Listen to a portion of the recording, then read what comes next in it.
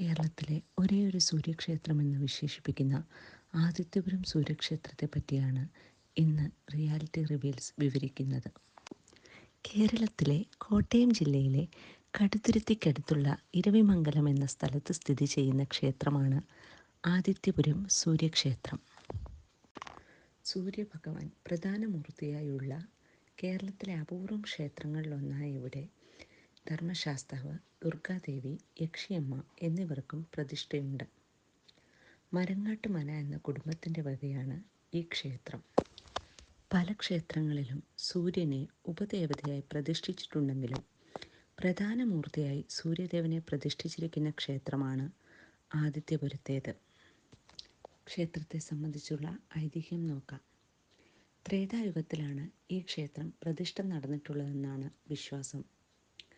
കാപ്പിക്കാട്ട് മരങ്ങാട്ട് മനയിലെ മഹാതപസ്വിയായിരുന്ന ഒരു നമ്പൂതിരി കഠിന തപസ്സിലൂടെ സൂര്യദേവനെ പ്രസാദിപ്പിച്ചു എന്നും സൂര്യദേവൻ അദ്ദേഹത്തിന് മുന്നിൽ പ്രത്യക്ഷപ്പെട്ട് വരമായി ഒരു വിഗ്രഹം നൽകുകയും ആ സ്ഥലത്ത് അത് പ്രതിഷ്ഠിക്കാൻ കൽപ്പിക്കുകയും ചെയ്തു എന്നതുമാണ് ഐതിഹ്യം. അപ്രകാരം ആ സ്ഥലത്ത് ക്ഷേത്രം നിർമ്മിക്കുകയും നിത്യപൂജ നടത്തുവാൻ ആരംഭിക്കുകയും ചെയ്തു അത്രേ.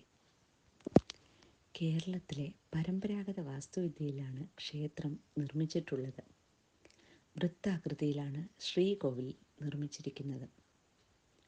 പടിഞ്ഞാറേക്കാണ് വിഗ്രഹത്തിൻ്റെ ദർശനം.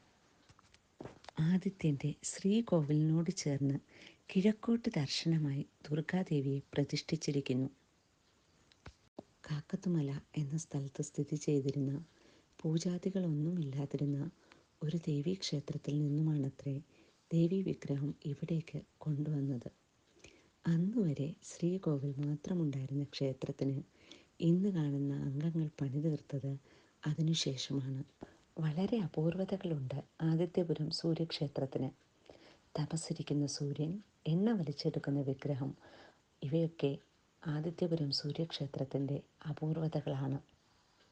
ഇനി നമുക്ക് ആദിത്യപുരം ക്ഷേത്രത്തിലെ അപൂർവതകളെക്കുറിച്ച് ഒന്നൊന്നായി ശ്രവിക്കാം. തപസ്സിരിക്കുന്ന സൂര്യൻ. തപസ്സിരിക്കുന്ന രീതിയിലുള്ള അത്യപൂർവമായ പ്രതിഷ്ഠയാണ് ആദിത്യപുരം ക്ഷേത്രത്തിലുള്ളത്. ശംഖും ചക്രവും ഓരോ കൈയിലും മറ്റു 2 കൈകളും മടിയിൽ വെച്ച് തപസ്സനുഷ്ഠിക്കുന്ന രീതിയിലുമുള്ള വിഗ്രഹമാണ് ഇവിടെ പ്രതിഷ്ഠ. വിഗ്രഹം ശിലാനിർമ്മിതമാണ്. സൂര്യഭഗവാൻ തനിക്ക് കൂടുതൽ ശക്തി ലഭിക്കുന്നതിനായി മഹാമായയെ തപസ് ചെയ്യുകയും മഹാമായ പ്രത്യക്ഷപ്പെട്ട് ഉദയം മുതൽ 6.25 നാഴിക വരെ സകല ദേവതകളുടെയും ശക്തി ആദിത്യനിൽ ഉണ്ടാകട്ടെ എന്ന് അനുഗ്രഹിക്കുകയും ചെയ്തു എന്നാണ് ഐതിഹ്യം. ഈ തപോസങ്കല്പമാണ് ആദിത്യപുരം ക്ഷേത്രത്തിലെ ആദിത്യദേവൻ്റെ പ്രതിഷ്ഠാ സ്വരൂപം. ആദിത്യപുരം ക്ഷേത്രത്തിൻ്റെ മറ്റൊരു സവിശേഷതയാണ് എണ്ണ വലിച്ചെടുക്കുന്ന ഇവിടുത്തെ വിഗ്രഹം. ഈ വിഗ്രഹത്തെപ്പറ്റി കൂടുതൽ അറിയാം. ധ്യാനത്തിലിരിക്കുന്ന സൂര്യദേവ വിഗ്രഹം പ്രത്യേക ശിലാനിർമ്മിതമാണ്. എണ്ണാഭിഷേക ശേഷം വിഗ്രഹത്തിൽ എണ്ണയുടെ ഒരു അംശം പോലും കാണുവാൻ സാധിക്കില്ല എന്നതാണ് വിഗ്രഹം നിർമ്മിച്ചിരിക്കുന്ന ശിലയുടെ പ്രത്യേകത.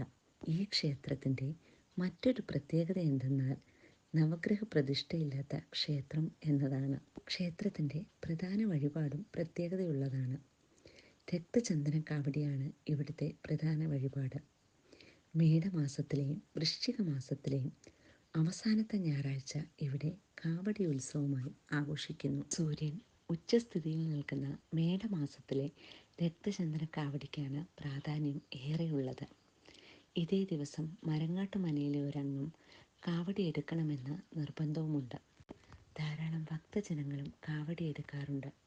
രോഗശാന്തിക്കും സന്താന പരമ്പരയുടെ ശ്രേയസ്സിനും ബുദ്ധിവികാസത്തിനും നേത്രരോഗ നിവാരണത്തിനും വളരെ വിശേഷമാണ് കാവടിയെടുക്കൽ. മറ്റു ക്ഷേത്രങ്ങളിൽ നിന്ന് വ്യത്യസ്തമായ ഒരു പ്രത്യേകത കൂടിയുണ്ട് ആദിത്യപുരം ക്ഷേത്രത്തിന്. ഞായറാഴ്ചയാണ് ക്ഷേത്രത്തിലെ വിശേഷ ദിവസം. രക്തചന്ദനമാണ് ഇവിടുത്തെ പ്രസാദം. സൂര്യനെ മുഖ്യദേവനായി ആരാധിക്കുന്ന ക്ഷേത്രങ്ങൾ ഭാരതത്തിൽ വളരെ അപൂർവമാണ്. അതിശയങ്ങളും അപൂർവതകളും ഒന്നിനൊന്ന് ചേർന്ന് നിൽക്കുന്നതും സൂര്യചൈതന്യം നിറഞ്ഞു നിൽക്കുന്നതുമായ ആദിത്യപുരം ക്ഷേത്രത്തെക്കുറിച്ചും ഇവിടുത്തെ പ്രത്യേകതകളെക്കുറിച്ചുമുള്ള കാര്യങ്ങളാണ് ഇന്നിവിടെ പങ്കുവച്ചത്.